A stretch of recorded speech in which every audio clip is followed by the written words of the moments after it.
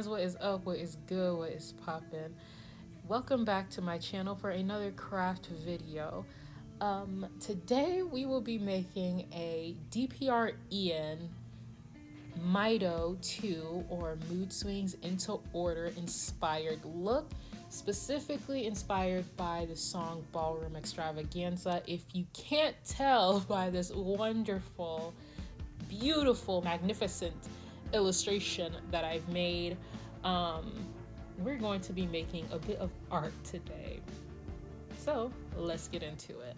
So after reacting to the Mito movie part 1, I watched a bit of Christian's Insta Live where he kind of explained his design process a bit.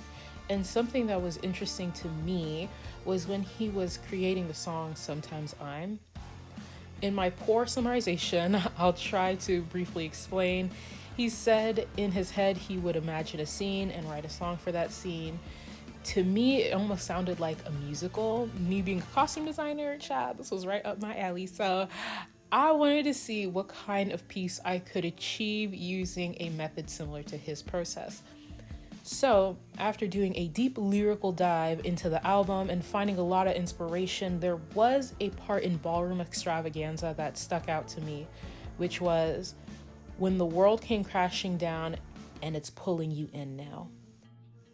This immediately evoked an image in my mind of this world that was completely falling apart, ground shaking, buildings breaking into pieces, magma erupting from the cracks of the earth, but there's a patch of ash-covered soil that creates this blackened dance floor where these two characters are having this beautiful, romantic, passionate dance while the chaos of this decaying world is slowly closing in on them. Even though they're moving calmly in the midst of all of this, the female character is the only one being noticeably affected.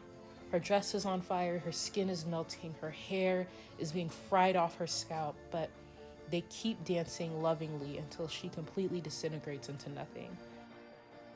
Now do with that as you will.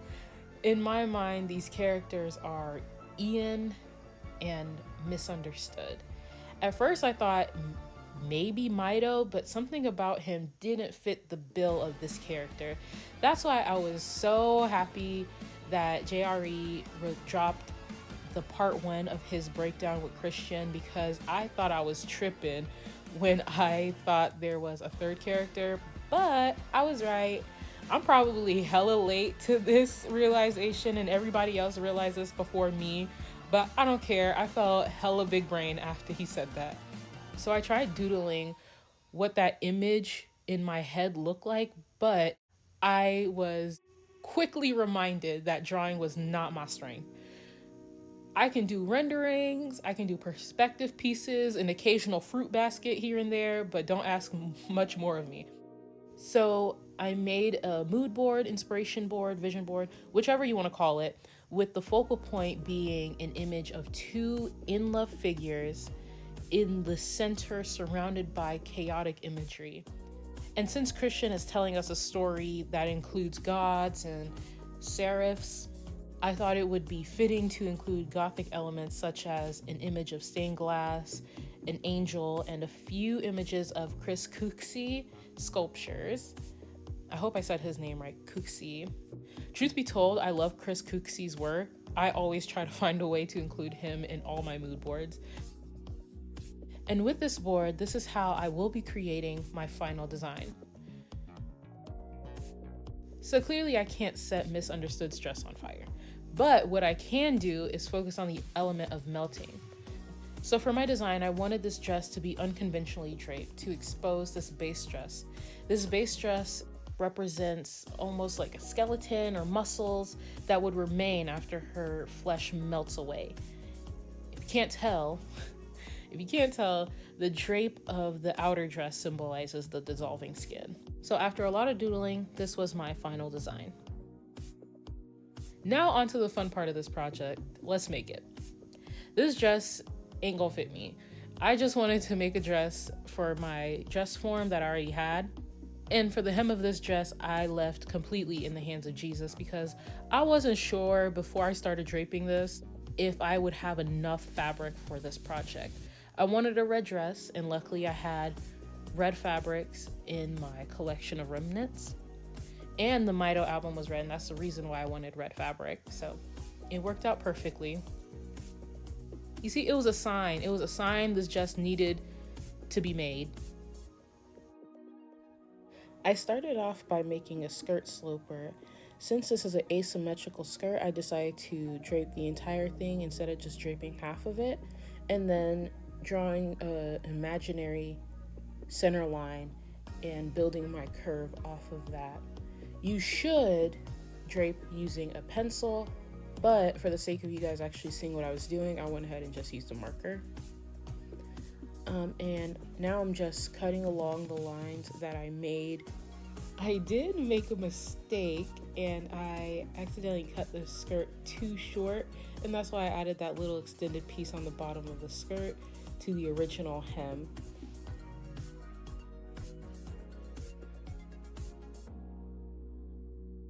Now I'm going to practice draping the outer skirt with a smaller, large piece of muslin to see how I'm going to get that to behave the way I needed it to. So at first I thought I could do it with the straighter grain, but turns out I had to do it on the bias, similar to a cowl neck, which I didn't realize that until much later.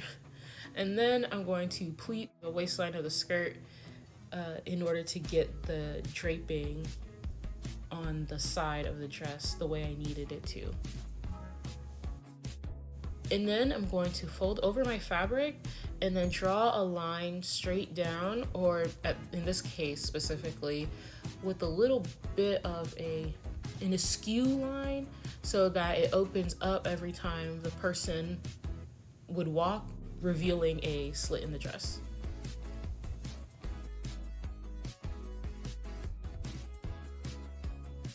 This is probably one of the easier parts to drape because it is just a simple bodice sloper with a shoulder strap. I started off by just pinning where I needed it to be and cutting along the curve of the neck to allow it to lay flat. And then I started pinning in my darts. This part went by fairly quickly. I made sure to draw the neckline of this bodice piece just a little bit lower than the bodice underneath it, so that when the cross drape is on top, you don't see the simple bodice slipper, if that makes sense. Just see, y'all gonna see, I'm real big brain with it, you know, I'm real big brain with it, you know what I'm saying? And here are my bodice pieces laid out on my fabric. My fabric is doubled over so I can cut two. And here are my skirt pieces on single layer of fabric. This way I can cut one for the front and one for the back. And I also cut down the center back of the back skirt piece so I can add in a center back zipper. Okay, so I already cut out my pieces and I have my 1-inch seam allowance on all of them. I usually have a 1-inch seam allowance for whoever ends up owning this dress, has a little bit of wiggle room to let it out.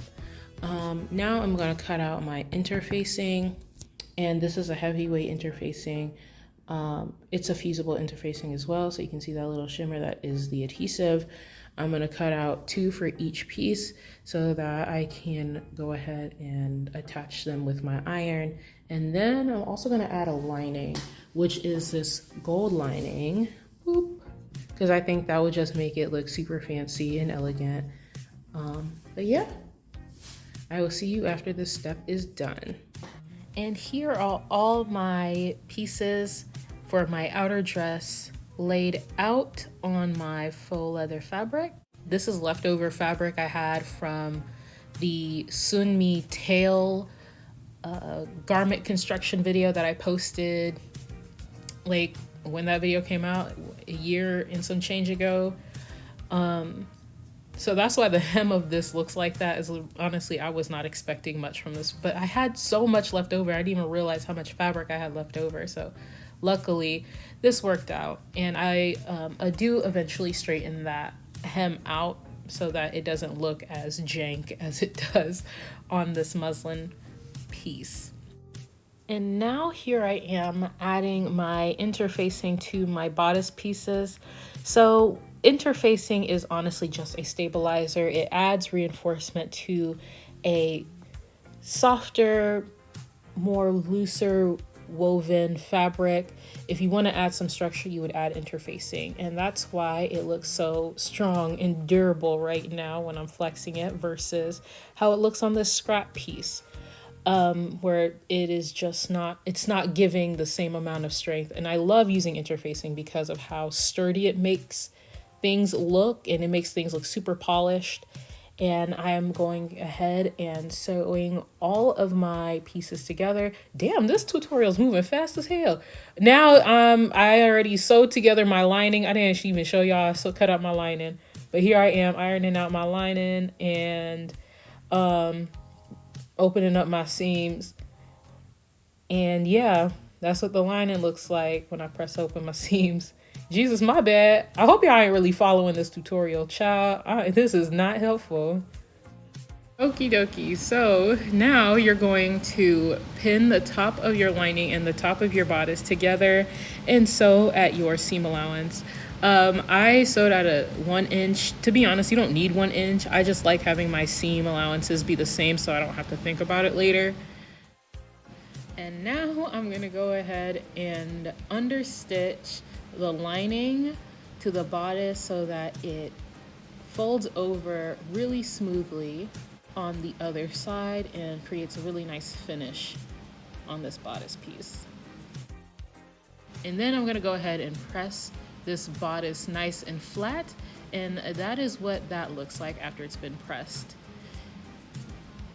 Now I'm gonna go ahead and tack down my pleats so that when I sew them, they don't shift on me.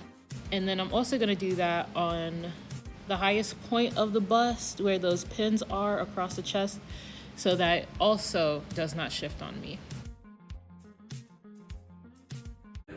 Is that what my face looks like? Jesus Christ, I'm so sorry you have to look at me like this. Your girl is looking like struggle. I'm gonna go put some earrings on. I feel like I look way hotter with earrings on. Give me a second. Hold on, let me move her out of the way and just take a minute to appreciate me. OMG, this is low-key embarrassing because I look the exact same. In the wise words of DPRM, ain't shit changed. I still look like struggle personified, but this time with earrings on. Anyways, let's get back to work. Am I pretty? Yeah. Thanks. Okay. I just needed to hear it out loud. Yay! I was really feeling some type of way, so I was like, No, yeah, you're pretty. thanks. And then you're going to go ahead, which is the second to last step, pin your skirt to your bodice. I wish I could show you this living room, guys. It looks like, oh my, a tornado flew around my room before you came. It's giving Frank Ocean. It's it's that bad. It's that bad. But I'm not gonna clean it up until this project is done, because that is going to be my reward for finishing this dress, a clean living room. But I can't wait for this dress to be done. Oh my gosh. I can't freaking wait. Now that I'm done talking to myself, you're gonna go ahead and sew your skirt to your bodice. Now, to make sure that it looks nice and professional and clean, you're gonna wanna sew your skirt and your bodice and then encase your seam into your bodice lining. Do as I say, not as I do. With that being said, let's see the final look of this dress.